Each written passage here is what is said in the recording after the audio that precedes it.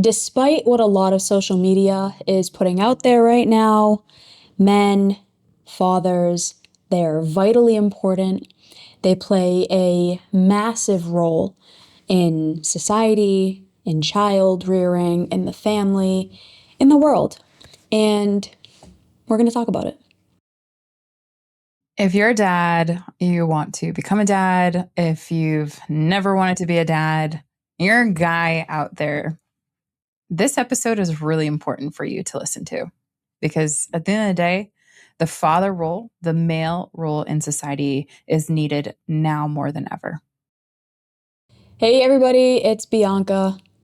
Welcome back, Evolvers. It's Amelia. And today, for our episode 527, how important the father role really is, we have a couple of things that we're going to be pulling into this because, like I said, just before Bianca and I got started recording, we are in a chapter in society where the father role, that whatever that is, that manpower is needed now more than ever.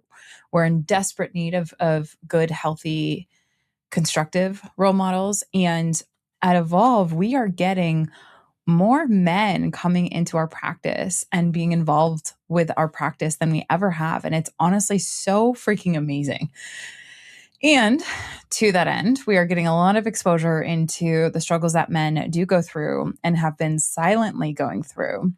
That has had a ripple effect on many of their children and their children's children. So, from a generational standpoint, that ultimately showed up way before we were all here. So, why does this episode matter? Why is it important to talk about right now? Ultimately, like I said to Bianca before we got recording, my intention for this episode is to make sure that we help kind of grab the shoulders of the men, the future men and fathers of the world, and really help shake them into the evolved version of themselves. Because what we now know when it comes to the psychology of the father role, the science of how important it really is, and I think what we all know deep down in our bones, there's no more shirking it. There's no more pretending like this father role is not extremely important. And I really, really want to make sure that we give credit to where it's due. Because in the last, let's say, 5 or so years, there's been a lot of challenge when it comes to people's relationship with men, with their fathers, with their grandfathers. And I just want to make sure that we're all evolving into the future, not devolving this role and what it is and what it means to all of us. So hopefully, if we're all listening, we are having our dads in mind to some extent or another. Now, granted, a lot of people who will try to avoid that thought, it's likely a thought that is associated with some pain, a lot of pain. And I validate that. And there's also a lot of thoughts that might be coming forward that might feel guilty or shame around that. That I want to think about my dad and I want to think about my father and I want to think about the quote unquote father to be of my children or what have you. But, right, there's a but there. I want to think about all the good times we had, but there's a but there. So I say that because now more than ever, we need to hold that duality. Yes, the fact that there's pain, there's challenge, there's probably trauma. And also, there is a future where things can get better as we navigate the future that is ahead of us, which, when we look at this, statistically speaking, the father role is incredibly important for laying down some of the most fundamental psychological foundations for children as they come into this world. Now, not everyone has a father figure. Not everyone is raised with a good father figure. Not everyone comes into this world and has a father figure that they can rely on, that for whatever reason or another, they can look back with the fondest of memories. And so I recognize that this topic has a lot of pain bodies around it, a lot of challenging moments, memories around it. And I get that. And let's also try to consider a way forward where we don't just hold on to that pain, hold on to those burdens, not letting dads off the hook, but absolutely co-creating a path forward that acknowledges the pain, that acknowledges the burden, that acknowledges the role that our fathers have had in our lives. So, Well, there's also a lot of patriarchal messaging in here too when it comes to men and fathers. I mean, this isn't our episode suggestion, but we did do an episode talking about the patriarchy, patriarchal systems, and the way that we all are negatively impacted by it. And a lot of people who struggle.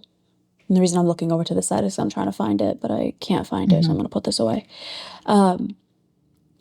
A lot of the reasons why people struggle with their father, one of the big reasons is because those fathers, those men, did grow up learning and embodying patriarchal norms that they embodied and then passed down to their children through the messaging, through the beliefs that they passed on, through the behaviors, through lack of emotional expression.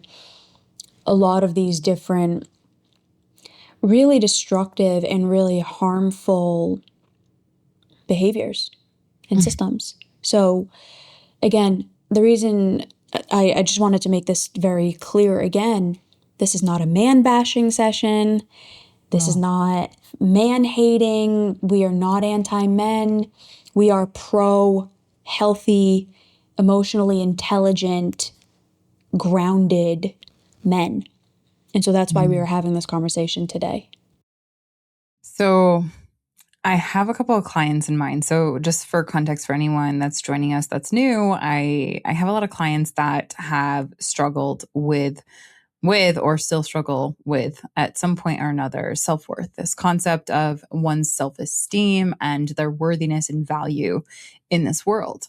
And one of the biggest patterns that I've seen emerge through those clients, I'm not just saying it's one gender or the other, but it is consistent. This pattern that I have seen emerged is that when clients really have a low self-worth, so this is someone who tolerates horrible treatment, who it doesn't even notice when someone's being an asshole to them, who has all these cognitive distortions riddled in the way in which they perceive the world to be able to coexist with others. And ultimately, that leads them into places, hanging out with people, thinking things that don't necessarily help their future launch into a healthy, constructive, positive spiral. And so the self-worth challenges that they experience in one way, shape, or form, it always ties back down to the father figure in their world not having been that supportive, loving, and nurturing, emotionally attuned parental figure that they really needed. And so I'm not saying that this is consistent throughout everyone, but it is an incredible pattern that the research continues to point to, which is that father figures play a significant role in a child's level of self-esteem, sense of self-worth, and psychological underpinnings of the concept of self. And I know after speaking with hundreds of clients at this point that not being able to rely upon dad to have an emotionally attuned conversation about what was happening in their inner world, in other words, their feelings, their emotions, what's going on in their life outside of this topic that's surface level, that really left this, for lack of better words, gaping hole in their self-worth. And what individuals would do in order to try to fill this gaping hole of, ultimately it comes down to emotional neglect, because their fathers, if we really look at their fathers' experiences, they were never taught how to be nurturing and strong, right? Strength and warmth. These clients end up going into circumstances, even relationships and patterns that usually end up with a emotionally abusive partner. They end up in relationships that are extremely toxic and quite literally harmful. And the ways in which they try to cope or improve their self-worth is not from the standpoint of coming from within. They have to get the next thing, the next house, or the next whatever it is in order for them to fill that gaping hole of self-worth. So I want to rally cry out this pattern and really examine, Bianca, between you and I, like, what is this father role? Why is it so ignored that this is a foundational underpinning of so many individuals' sense of self, self-esteem, and self-worth, which is a critical underpinning of all of the choices and decisions we make? And what ultimately can the parents that are tuning in, the dads, the future dads, the uncles, maybe you don't have kids, whatever, it's not necessarily you have to have a child to be a father figure. I know, having been partnered with someone who lost his dad due to a tragic car accident at 2 years old, that he doesn't have to have a dad to look for a father figure. And most people are looking for father figures to fill that hole that was never filled from a really young age. So let's talk about it. I was on the phone with a client, or I was on a video call with a client the other day. And he said, kids need two parents. The mother is there to be the emotional one, and she teaches her sons and her children to be emotional. And the point of the father is to level that out. And growing up in a home with only my mother, we all became incredibly emotional. And we didn't know how to tolerate our emotions because we didn't have a dad there who was more stoic to level us out. And my jaw hit the floor. I had to pick it back up. And I was Seriously. like, that is a pastor told him this too. I just want to put that out there. That makes sense now. And I was like, wow, that's a narrative. Yeah. That is a narrative. That is not true by any stretch of the imagination. And I really hope that did not seep in. Yeah. Amelia, what is a father role? So nobody knows. Right. I genuinely don't think anybody knows what a father is supposed to be. Yeah. Because we have these very old school, cultural, patriarchal, normalized ideas that the father is emotionless. The father, the male, is the breadwinner. He's probably the disciplinarian. And he is not responsible for the children. He's not responsible for their emotional nurturance. He is the dominant, domineering, probably authoritarian figure. And the mother is meant to be the opposite of that. And so the woman and the male balance each other out. Amelia's smirking. That's clearly not true. But that has been the narrative, regardless of the culture. There's so many cultures with this ideology.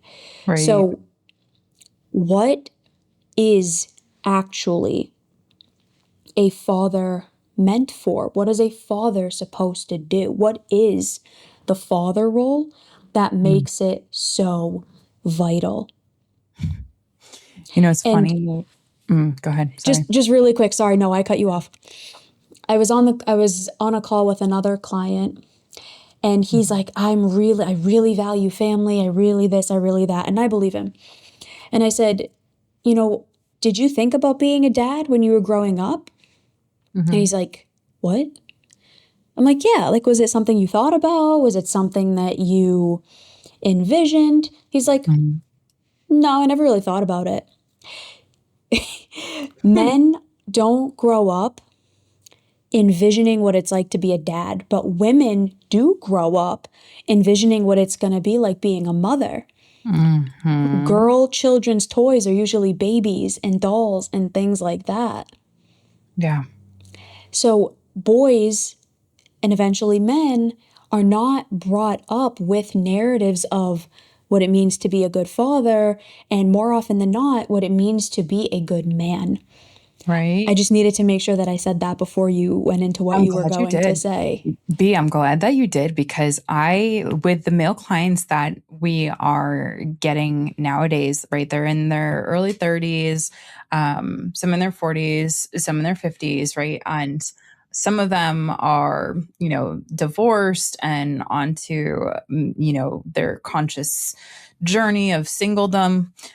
Some of them are in the quote unquote relationship, open to their long term partner.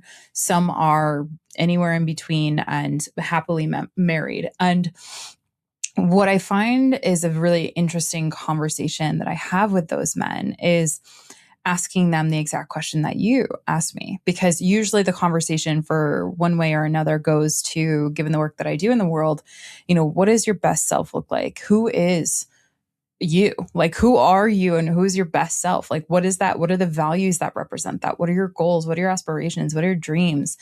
And what are the core beliefs that you have that are helping or hurting you to become that? Right. So it always somehow or another gets into the conversation around roles and identity. And that, what does it mean to be a father, or what type of father do you want to become? Because even the guys that I have with clients that have kids, they still want to become a different version of themselves with their kids. And Mm, the men who do not yet have kids but want to be a father in the future, I ask them that, like, what makes you want to have children? What makes you want to be a father? Like when you envision that, like, what comes to mind? And I always find it fascinating because, to build on what you just said, a lot of the times it's, I haven't really thought about it. And it's like a devastating moment for me, honestly, behind the scenes every time. It's equally devastating as it is exciting because it's like, hell yeah, if I'm going to be your first person to encourage that thought, like, let it be me, please. Because it's going to be so much more fruitful than just kicking the can with your buddies, right? Now, that being said, the devastation is the fact that you're 35 years old and you've never, for whatever reason, had this thought come in. And yet you want to become a father. And it's just, it represents the level of negligence that goes into what it takes to become a father is honestly not much. What it takes to earn that fatherly role and right, it takes everything. And so when I hear that, usually what the ideas come down to, Bianca, is not like you see what women are very much conditioned into thinking from a very young age, right? The first toy often is a doll, which encourages the nurturing and what you're going to be like as a mom, which I get it. Like, I understand the conditioning around that. Do I agree with that is a whole nother story, but that's not this topic. This topic is about how when men become fathers, it's usually the first time they're directly confronted to what that role even means. mhm, So I want to answer that question that you asked me directly, but I can't answer it directly without that context because to me, I do believe the father role, you can have the role and you can have a child, but that does not inherently mean you're a father. When I look at these men who want to become a father, their creativity usually goes to play. It goes to, I can't wait to play my with my kids football, or I can't wait to show them how to ride a bike, or I can't wait to, help them take their first steps. It's usually the element of play. And this pattern coming up of that desire to have play, and that's what it means to be a father, is very fascinating because now in comes the idea, or the couple that I work with, and many couples that I've worked with who have young children. So much of the male father role is, yes, play, but not at the expense of care, not at mm, the expense of encouragement, not at the expense of consistency, not at the expense of showing up when it matters, when there's barf everywhere, when mom needs support, when there is no play to be seen, when there is discipline necessary, when there is development necessary to be had, When a child needs consistent, healthy leadership, meaning dad not drinking right in front of you, dad not doing certain behaviors that earn the right to say, do as I say, not as I do, right? So I think it's a really fascinating conversation because to what we were saying earlier, which is the self-worth that a lot of people are not having infinite amounts of, a lot of that comes down to a lack of development in dad from a really young age. And this isn't pointed at the dads, although 100% is their responsibility as soon as they're aware. But the thing is, the time that it takes for them for society to push them into that level of contemplating what it means to be a father, not just in the procreation sense, but what it actually takes to earn that role. If your children were to be the grade or the people who grade you, right? Like that takes way more than most people have ever contemplated. And if we all were the people who gave the scorecard of our parents, think about how differently parenting, the father role, would have to evolve. So there was this one, just kind of to round that out, the encouragement, the consistency, the showing up, the trying. I think we've lost a lot of sight that a fatherly role is trying and not giving up. Because what I see all the time is moms navigating this trying of raising children and trying to develop their children, and dads trying and failing, and their egos can't handle it. So they pop out, they go have a beer, they go to the garage, they go do this, they go out with their buddies and go to baseball and basketball and whatever, and fill their lives with hobbies and all these things that distract them from the actual hard reality of what it means to be a dad, what it means to be a good father, what it means to have that good come from your child, not from your buddies. And that I want to help men rise up with, because we need that desperately now more than ever. So there was a father that had come to me and was talking to me about his family dynamics. And we were talking, and as we got talking, I started to kind of uncover that the daughter that he has, now this man has two daughters. One daughter has extremely high levels of self-worth to the extent where she's always dimming her light. The other daughter, on the other hand, has this extremely inflated sense of self-worth. Very arrogant, but pretends not to be. And from the outside looking in, you would think that, this family is fine, right? But from the inside looking out, what I learned and discovered was that this man is struggling to try to figure out how to support the decisions that his daughter is making that he doesn't agree with. And now, who hasn't been there where they love someone, that someone makes a decision on their own accord that they think is a great decision, and you don't agree with it? Like, we've all been there. But to be a dad and to have things happening in front of you where that daughter with the lower self-worth is making decisions that repeatedly are putting her in a worse position in life, just objectively, worse in abusive relationship, abusive patterns, addictive, non-healthy coping strategies to that. The list goes on and on. He's there kind of sitting and wondering, what do I do? How do I help her? And the irony there is that it's all reactive now. What you need to do is very different of what needed to be done when it really counted. And what I mean by that, in her developmental years, the way in which he didn't show up directly contributed to the hole of self-worth that is being filled in every which way possible now as she goes into her adulthood.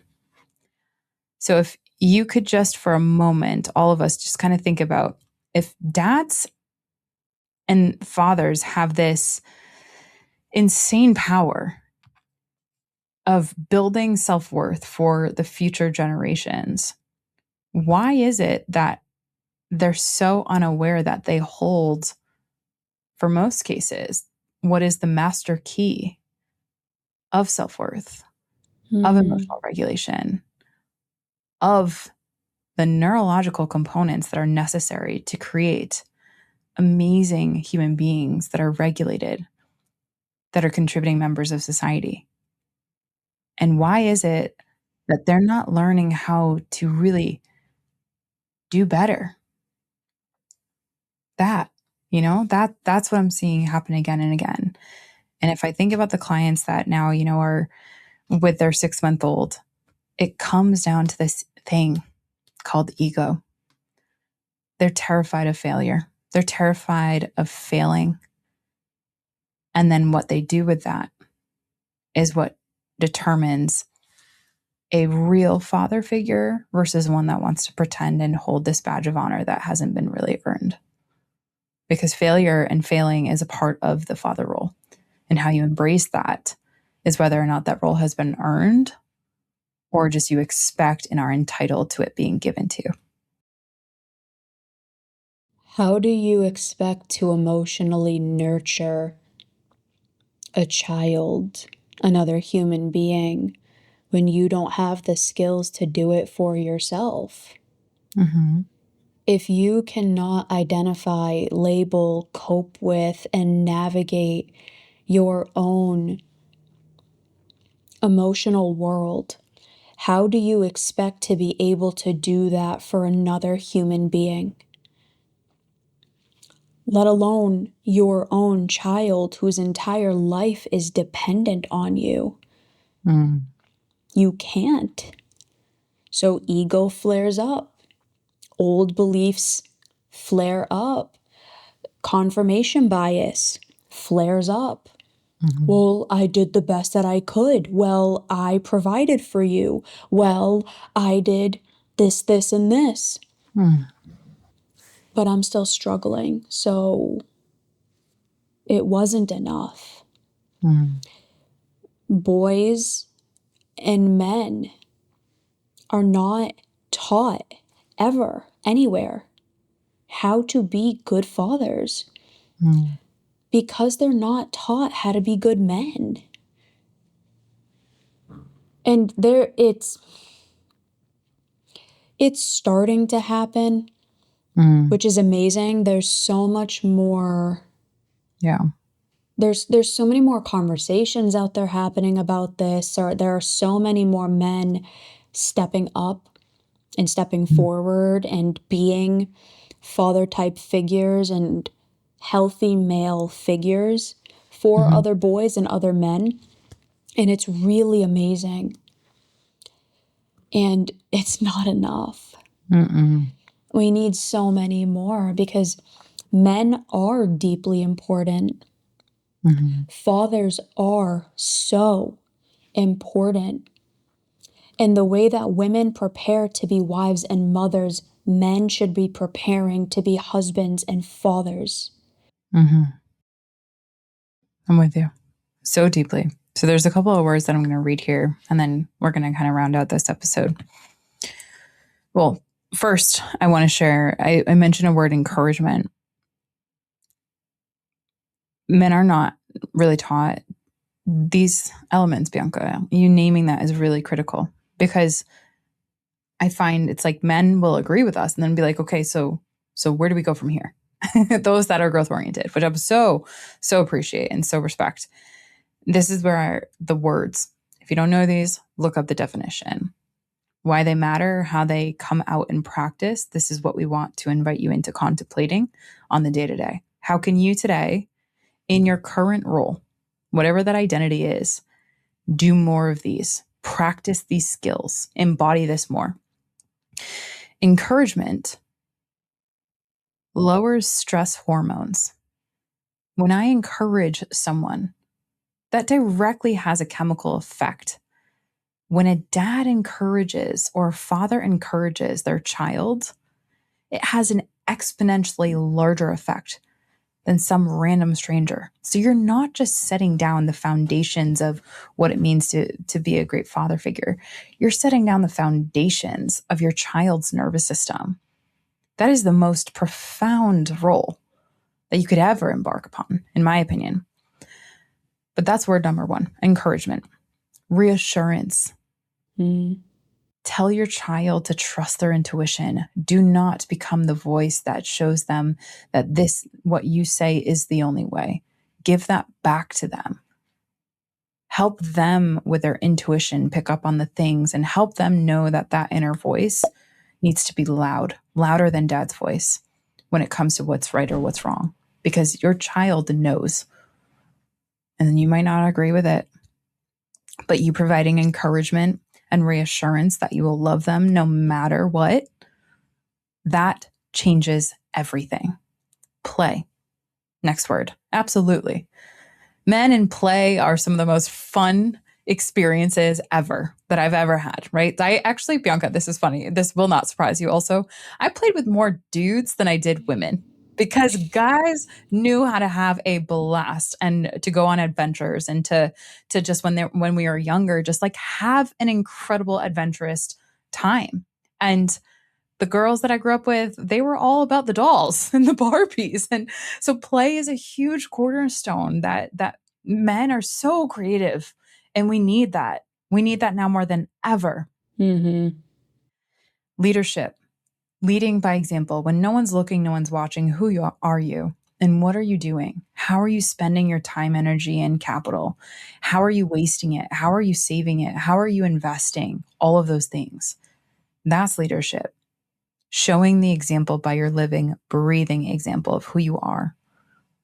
Not expecting people to walk in your shoes, but doing that because that's who you are. Then there's attunement, both emotional and physical. Are you attuned to the people around you? If you don't feel like you have emotional intelligence skills, here's another reason to go work on those. Not just because it's going to help you at work and in your leadership roles or with your buddies, but it's going to help set down the foundational nervous system skills that your child needs to know that what she's feeling or what he's feeling, that is absolutely a normal response. And you noticing the shifts in their energy, their mood, their experiences, that's attunement, be it physical or emotional. We cannot just take one for the other. And then the last word I have is reliability. Mm-hmm. Reliability is something that builds trust more than we even know. And so those are the words that I'm going to invite us to consider. For anyone that has words that's coming up for them, I would love to see them in the comments down below on YouTube. And Bianca, I want to ask you the same question because I know that you and I have had many conversations in this topic. And I want to ask you what words come up or definition comes up for you. And I also want to just share for anyone who's listening, Bianca's had some vantage points into people's worlds that sometimes it's hard to put words to. And so she's also seen very much where chronic issues and adversities and some of the most traumatized populations, where that comes from. And it's not just out there, somewhere out there. A lot of it stems back down to the fatherly figure. So It's direct and indirect harm in the father role that has an impact. So I've had clients where the father is directly harmful, directly neglectful, directly abusive, and toxic. I've also had clients in situations where it was completely indirect. Dad, whenever mom was flipping out, would just say, it's okay, just ignore it. Or would deny the realities of what's happening, or would brush it aside, or wouldn't, help nurture and protect the kids because it was about getting mom to be emotionally regulated and the kids got neglected as a byproduct. I actually was talking to a client earlier today, and she was so beautifully vulnerable.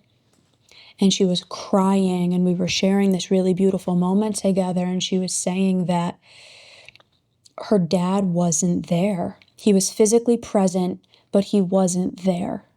And when this client went to her dad and said, your friend assaulted me, your friend hurt me, The dad looked her in the face and said, no, he didn't. He wouldn't do something like that.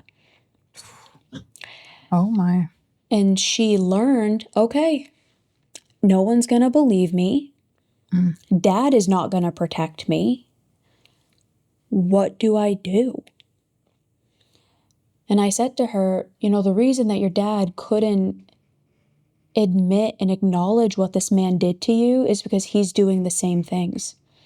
He has the same character traits and the same energy that this other man has.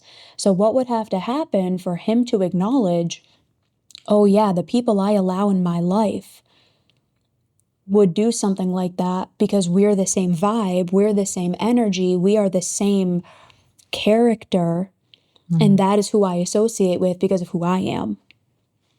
Yeah. Now, as sad as that is, that's a minor story of things that I've heard. I mean, in the work that you and I do, Amelia, we just hear so many terrible stories. We also hear really, really amazing ones too. And it's those stories that honestly, they give me so much hope. Me too. And like videos that I see online, there was this beautiful video that I saw. Tell Oh us. my God. If I could reshare this thing like 50 times, I would. This dad does gymnastics with his daughter. So he's like the base Cute. for her. And she was about to do a move and she flopped and she got really scared. Like she, not tanked it. There's a word for it, but she tanked it. She scratched intentionally. Okay. And she's crying hysterically. She's like, Dad, I'm scared. I don't want to do this. She's little. She's like 6. Yeah. And he's providing that beautiful, stable base for her, the emotional connection, the safety, saying, listen, if you don't want to do this because you don't want to do this, I love you. I see you. I respect you. We will stop right now. Let's go. Let's go. But we do not stop because things are hard. We do not stop because we don't believe we can't do something. If you want to stop and that's your decision, I respect you. Wow. But don't let your fear, don't let your insecurities get in the way of you attempting this. And he just let her cry and he held her and he was just this beautiful safe space. I'm boo-hooing. I'm like, oh my God. Safety. That's another word. How the hell did I not share that? Woof. It was just such a beautiful thing to see. That was the word I was going to bring up. Safety. Having a healthy, safe male figure in your life, your male father figure, completely determines what you allow into your life. Yep. There's the running joke about girls with daddy issues. It's not funny. No. It's so accurate. Yeah. The amount of boys that become either very weak, insecure men or very abrasive, abusive men because of their fathers is insane. The amount of girls that end up being severely overly sexualized and engaging in overly sexual activities, or the complete opposite. They don't want anything to do with men. They're like, F men, and men are trash, men are the bane of the universe because of their fathers, is insane. Now, again, this is not a male bashing session. This is to understand the realities of things that are happening. And in the next episode, we're going to be talking about the mother role. So we're not just here to talk about men. We're going to talk about women too. So buckle up. Amelia, as we start to close out, as we start to wrap up, if you could give the guys listening to this 1 to 3 tools, skills, habits that they can start engaging in today on their own accord to help them be better men and better fathers, what would that look like? Yeah, the first thing that comes to mind is because there's such a lack of it, naming your emotions. I know that sounds outrageous for most people, but if I were to survey a room of men, out of 100 men, How many do you think would actually be able to name more than one emotion? And no, fine and good is not an emotion. Or angry. Or angry. It's still alarmingly low. And why I share that, well, it's funny and also not funny at all. It's Like, I not funny. totally understand it. It's actually so sad and devastating. Why I say that the first thing that you can do today is have once a day be your goal and gamify the heck out of this to name an emotion that, number one, is not good, bad, fine, okay, or angry. Rule number one. And number two, every single day you can't repeat an emotion that you've already said. Take that, run with it every single day, and let me know how your life looks like a year from now. Beautiful. Because that will lay the foundation of not just being a better human, but absolutely and directly by being that leader as a future better dad. Because children learn that emotions aren't safe because dad never goes near them. And then that just perpetuates the cycle. So that's the one and only tool that I'm going to give. You have one Great. that comes to mind for you? No, let's leave it at that. Copy that. If you want to learn more about this, DM us. Amelia and I are actively taking clients. If you live in the state of Massachusetts and you have Blue Cross Blue Shield of Massachusetts, we are actively accepting new clients, which is very exciting. It's awesome. And our episode suggestion is 459, What Your Family System Role Says About You. Awesome. Well, if you made it to the end of this episode, I'm going to give you a nice gold star. We're going to applausa. Good You on ya. are good on ya, as they say in good Australia. Or if you're a Kiwi, we adore our listeners. So please drop a comment down below what resonated with you in this episode. And as always, thank you for your interest and sustained interest at that, if you made it to the end, in the science of holistic mental health. Keep evolving, everyone. Bye, everybody.